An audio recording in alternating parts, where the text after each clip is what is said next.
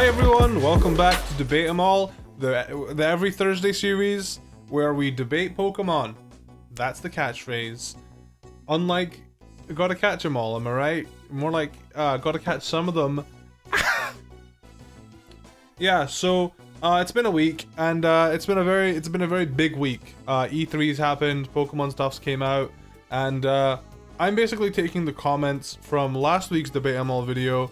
And I'm gonna take the ones that I guess that have already not been debunked. There was a few comments talking about Z moves and Mega Rings and like how that is gonna work with Dynamaxing, and we already know now that Z moves and Mega Evolutions are not in the game, so there's no point talking about them.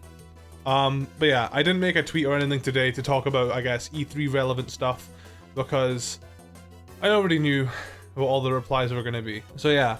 Besides the national decks and all of the Pokemon being included in the game, feel free to leave some hot takes in the comments below. Give me some opinions that you think I might disagree with, so we have something to talk about. And before we get into today's video, this video is brought to you by G Fuel. I'm using a green cup with a green screen. My IQ is huge. G Fuel, yeah, I've got a code HOOD, 30% off right now. Just until the 16th of June. So if you want to go ahead and grab yourself some G Fuel with a big 30% discount, that is massive, by the way. Go ahead and use code HOOD at checkout. That's HOOD. There's also a link in the description if you want to just click on that.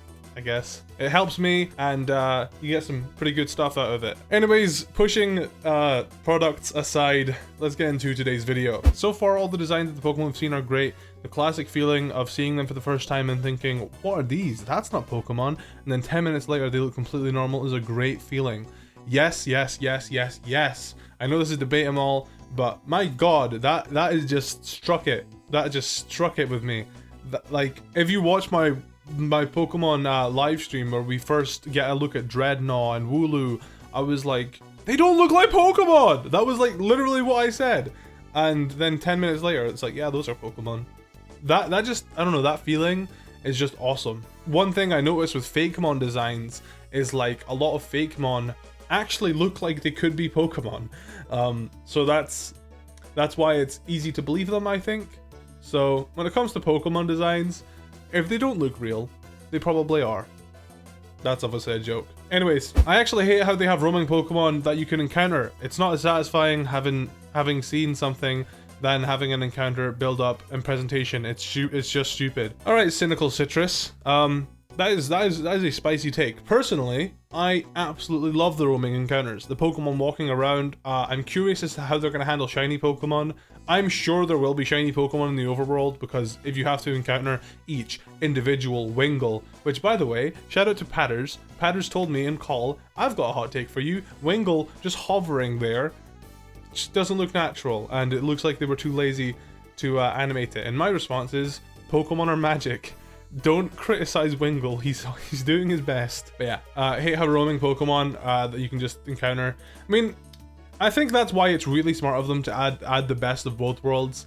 You've got Pokemon roaming around, which are just cool to look at, and for those that don't want just Pokemon roaming around, you have random encounters. You have the exclamation point in the grass. I don't know, like I've already spoke about this. I don't know if random encounters are now that exclamation point and then you have to run into it.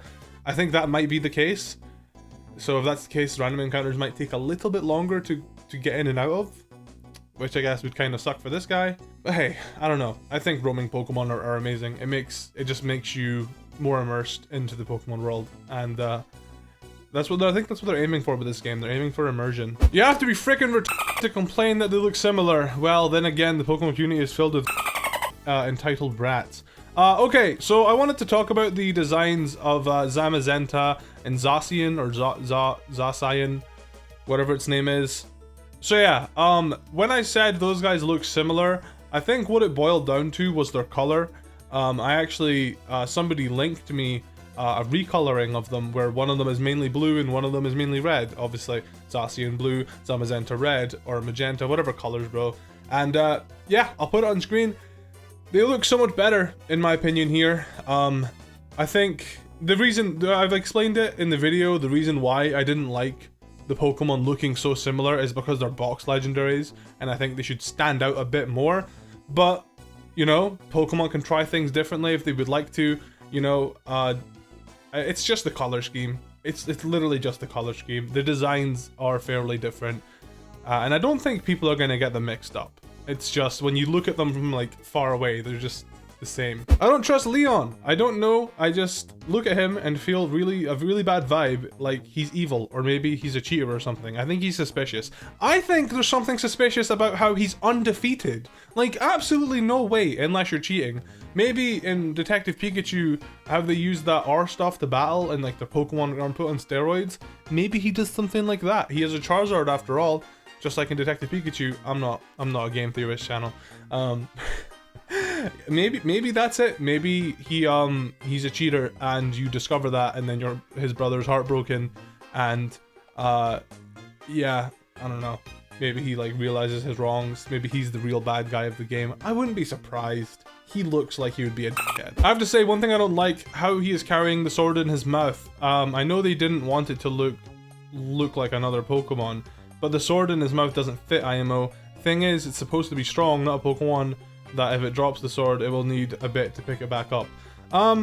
Okay, this is what a lot of people are saying. So I think it was really smart of them to put the sword in his mouth because 1, it doesn't look like Keldeo. 2, it's meme material. You saw how many Pokemon memes were going around. Like, I don't know, maybe I'm giving them too much credit, but I think they knew how silly a legendary Pokemon holding a sword in its mouth would look to everybody. So they were like, let's do it. That's gonna promote our games. Everybody laughing at the funny dog with a sword in its mouth. And yeah, the third thing is, he is a legendary Pokemon. Let's say he drops his sword. I don't think it's out of the question to imagine that it could magnetically come back. He's probably a steel type. I don't think it's out of the question to think the sword can just yeet back into his mouth. I don't think he has to run back and pick it up. Like, Pokemon are magic. I don't think it's going to be an issue that he might have to drop his sword or he'll lose his sword. He drops his sword, it'll probably just teleport back to his mouth. I think Zacian has I think they both have awesome designs. I just don't like their colors. I don't like how similar they are color-wise. Dynamaxing is dumb. The last few games, they tried to throw a few gimmicks at us, and then it's left behind in the next gen. RIP, new Megas, and Z moves.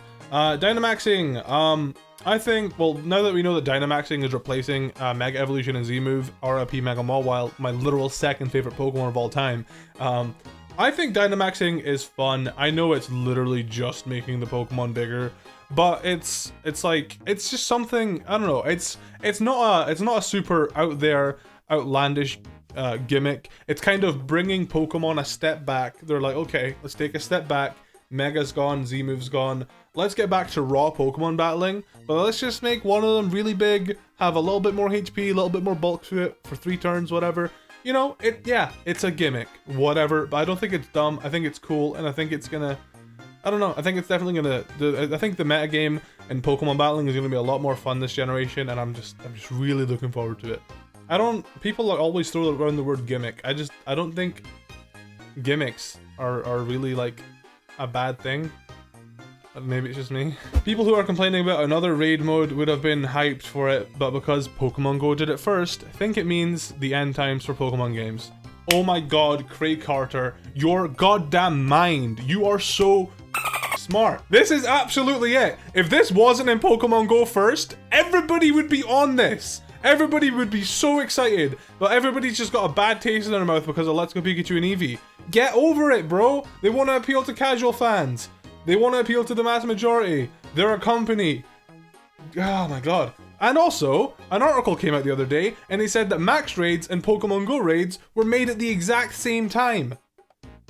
These things are just coming out 2-3 years later because, you know, they've been working on the game for that long. So, yeah, I 100% agree with you. People they're not as hyped for it because they're like, what's this Pokemon Go raids? It's different this time. It's turn-based. It's only 4 people maximum. You know, Pokemon Go, you can have 20 people and you're just tapping a screen.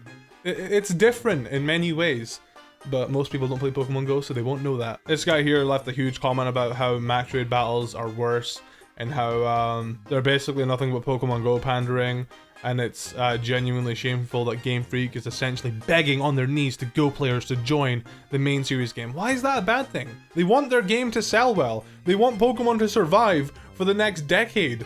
Oh my god, they're evil. They want their business to do good. They're so bad. Why would they pander to the casuals? How dare they? I must admit I'm heavily biased against Pokemon Go and absolutely despise the fact I am being almost forced to engage in one or another mechanic of that app, which I absolutely want nothing of. Why are people so against Pokemon Go, dude?